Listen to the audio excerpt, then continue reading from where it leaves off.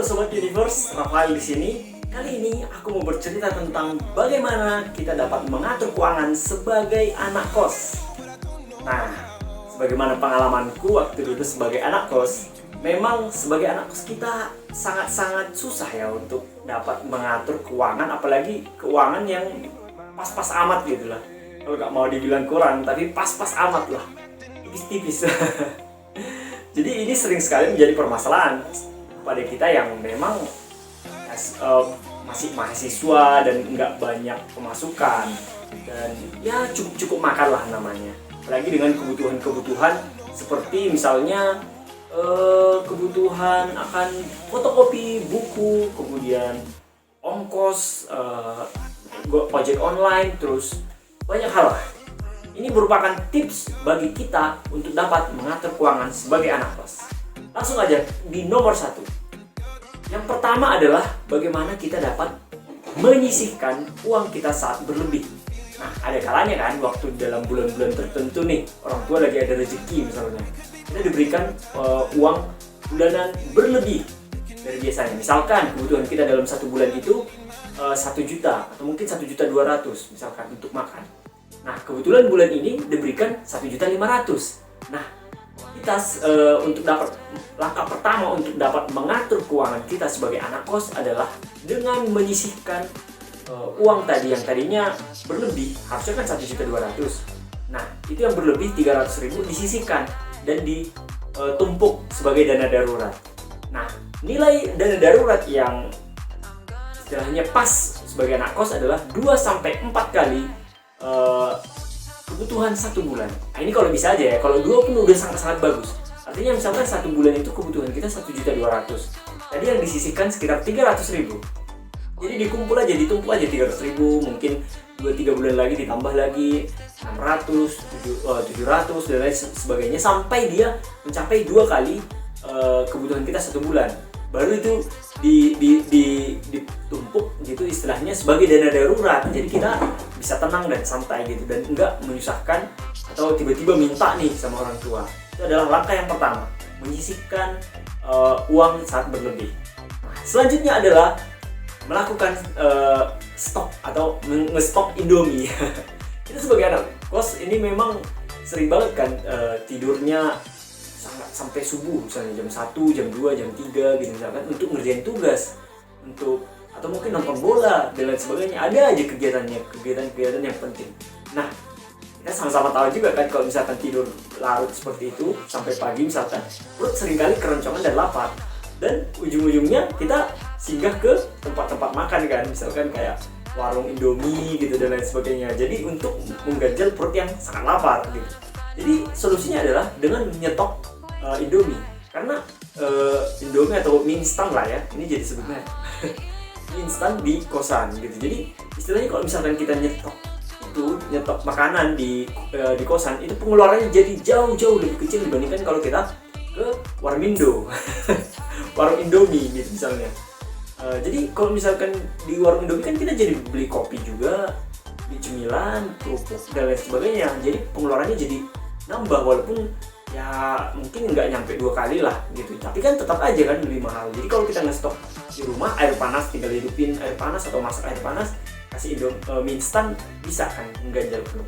Terus yang selanjutnya adalah langkah ketiga, bagaimana kita bisa mengatur keuangan sebagai anak kos adalah dengan cara membeli barang-barang kebutuhan pokok, bukan kebutuhan pokok ya, kebutuhan anak kos pada saat diskon. Kan sering banget nih di akhir-akhir tahun atau misalkan di saat-saat mau lebaran atau mau Natal misalnya gitu kan, ada diskon-diskon di istilahnya di Indomaret atau di Alfamart atau mungkin Yoiya dan lain sebagainya. Jadi itu banyak kan diskon-diskon seperti itu. Nah, jadi kita langsung nyetok misalkan kayak odol atau pasta gigi, pasta gigi misalnya. Kan kalau misalkan kita pasta gigi kan bisa jangka waktunya lama kan. Jadi istilahnya jangan beli juga yang kadaluarsa dan lain sebagainya. Jadi kita beli aja nyetok misalnya untuk 3 bulan, 4 bulan gitu. Pasta gigi dibeli 6 atau 7 gitu kan. Jadi stok. Jadi apalagi kalau misalkan harganya itu lagi diskon. Kalau misalkan lagi diskon kita bisa menghemat sangat-sangat banyak kan. Aku pernah dengar kutipan kayak gini. investasi itu dimulai dengan hal-hal sepele seperti itu, membeli barang-barang yang memang pasti dibutuhkan pada saat diskon, lalu di stok di rumah.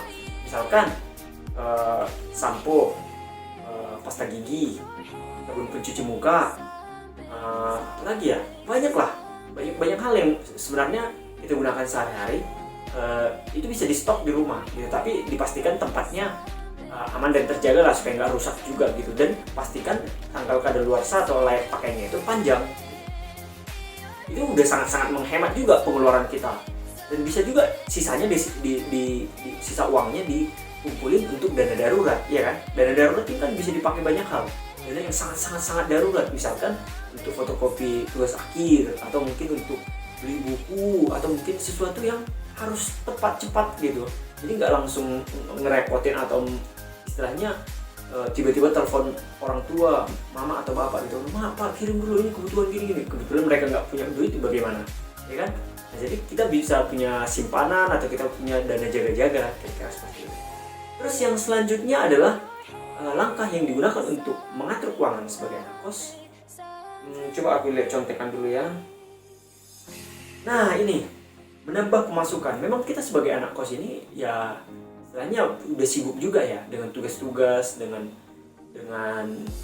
segala rutinitas, organisasi dan lain sebagainya gitu kan.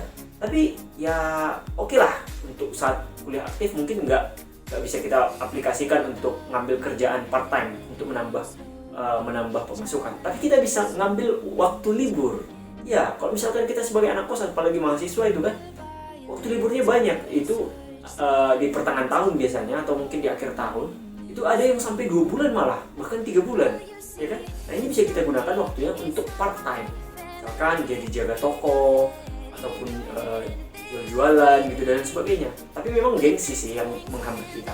Tapi kalau misalkan kita mau dan nggak malu untuk part time, karena nggak bisa menambah pemasukan dan income, jadi bisa nutup yang dana darurat. Kalau misalkan dana darurat itu terpenuhi, ya kita bisa beli barang lah yang bisa kira-kira kita butuhkan, tapi nggak butuh-butuh amat gitu. Maksudnya sekunder gitu lah, untuk menambah kreativitas kita.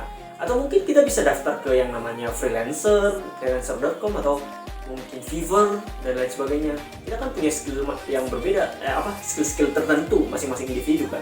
Potensi misalkan melukis, atau mungkin voice over, atau mungkin bikin video, atau mungkin bikin gambar karikatur dan sebagainya. Itu bisa dijual di Fiverr gitu misalnya. Jadi bisa menambah uang pemasukan. Bahkan jangan-jangan nanti kalau misalkan udah lulus bisa jadi pemasukan utama, ya kan? Karena portofolionya udah bagus banget.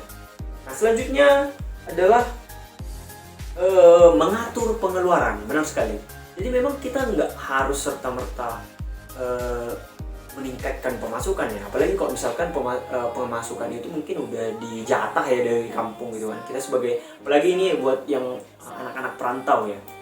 Nah, tapi ya apalah daya, mungkin sibuk juga dan dari rumah juga mungkin dilarang, jangan kerja atau gimana, nanti kuliahnya nggak beres gitu kan. Ya nggak bisa nggak bisa dipaksakan. Tapi yang bisa kita atur adalah pengeluaran, mengatur pengeluaran kita. Memang istilahnya pengeluaran ini kan banyak sih faktornya, bisa gengsi, bisa yang lain sebagainya. Tapi kalau misalkan mau hidup secukup aja, misalkan sederhana aja, bisa aja kan. Misalkan ngatur, usah beli barang-barang yang benar-benar nggak dibutuhkan banget gitu. Misalkan kayak misalnya barang-barang tersier yang sebenarnya tanpa itu pun masih bisa berkuliah, kira-kira seperti itu. Kecuali dana daruratnya udah full, bisa lah beli kayak gitu. Karena serta-merta nggak bisa tentang misalnya nih, kalau misalkan uang yang diberikan ke dia juga misalnya sebagai anak kos 5 juta per bulan misalnya kan, gede kan misalnya. Maksudnya ini udah di luar biaya yang lain, biaya kosan dan lain sebagainya. Pokoknya biaya makan 5 juta, itu kan berlebih banget kan misalnya. Nah, itu kalau misalkan pengeluarannya 6 juta kan sama aja bohong gitu. Jadi ini tentang bagaimana kita bisa mengatur pengeluaran kita. Karena nanti apalagi pas tugas akhir, nyusun skripsi, nyusun TA, atau magang misalkan, itu banyak banget pengeluaran-pengeluarannya. Kos, tiket pesawat, atau pengambilan data, kuesioner, atau minta tolong orang lain untuk wawancara dan lain sebagainya. Itu banyak banget yang mungkin sangat dinamis di luar yang kita plan. Jadi butuh banget juga ini dana darurat. Jadi bagus-bagusnya kita lah untuk dapat mengatur keuangan dan pengeluaran kita. Nah, kira-kira mungkin beberapa tips itu tadi sih yang bisa aku share dan aku bagikan ke kalian-kalian. Mungkin ya pengalamanku lah sebagai anak kos gitu. Jadi ada juga cara-cara yang lain. Mungkin kalau misalkan kalian punya cara-cara lain, kalian bisa share di komen atau berbagi gitu. Sehingga aku juga tercerahkan juga sambil belajar-belajar juga gitu kan. Untuk dapat sama-sama kita berkembang dan juga mengatur keuangan kita sejak kita masih kuliah. Sehingga nanti kalau misalkan kita udah lulus pun kita udah terbiasa untuk dapat ngeplan keuangan kita, ngeplan finansial kita untuk setahun, 2 tahun, 3 tahun, tergantung dengan kebutuhan kita. Misalkan kayak mau beli kendaraan nih, motor misalnya dan lain sebagainya, atau misalkan mau beli KPR atau rumah atau banyak hal lah nanti yang bisa kita plan, atau mungkin untuk biaya nikah dan lain sebagainya. So ini merupakan latihan pertama apalagi buat kalian adik-adik yang baru lulus SMA masuk kuliah ataupun yang sedang berkuliah, baik itu tingkat 1, tingkat 2, atau tingkat 3, atau mungkin tingkat akhir, tingkat 4. So mungkin itu aja dari aku Rafael Purba, stay bold dan sampai jumpa.